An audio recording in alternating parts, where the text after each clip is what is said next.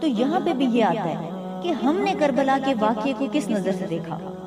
ظاہری اور جسمانی درد و تکلیف کی نظر سے دیکھا، یعنی وہ زخم ہم نے کہاں دیکھے؟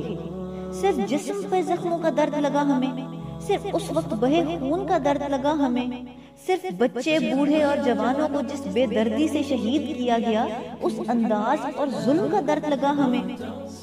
اگر تو صرف ہم نے ظاہر اور جسم کا تصور کیا ان پاک ہستیوں کا، تو ہو سکتا ہے کہ ہمیں بھی بس اس جسمانی اظہار سے یا وہ جسمانی اظہار کر کے ہم کافی جان لیں اور ہم مان لیں اور مطمئن ہو جائیں کہ ہاں ہماری بھی محبت ہے ان سے اور ہم نے بھی ان کا درد خود پہ ویسے ہی جسم کا اور زخموں کو اپنا کے لے لیا۔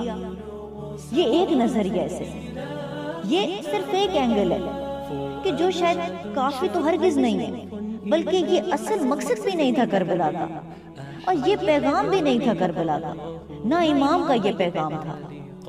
وہ مارکہ حق و باطل تھا، وہ مارکہ حق و باطل تھا، اور ہم حق پہ کھڑے ہو کے یا ہونے کی خواہش رکھ کے بھی باطل کے اس ایک نظریے سے مطمئن کرنے کے جال میں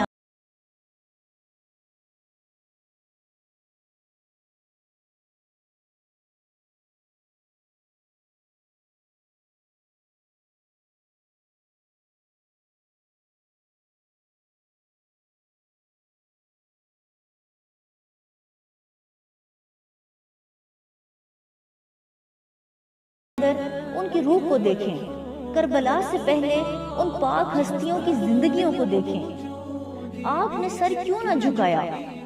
آپ نے سر کیوں نہ جھکایا یزید کے آگے؟ اس وجہ کو دیکھیں۔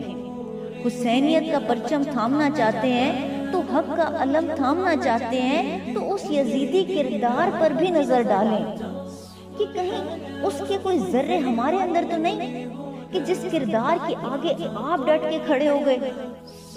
امام علی مقام کہ یہ زخم ظاہر کے تو نظر بھی آ جاتے، پر اندر کے زخم کو دیکھیں۔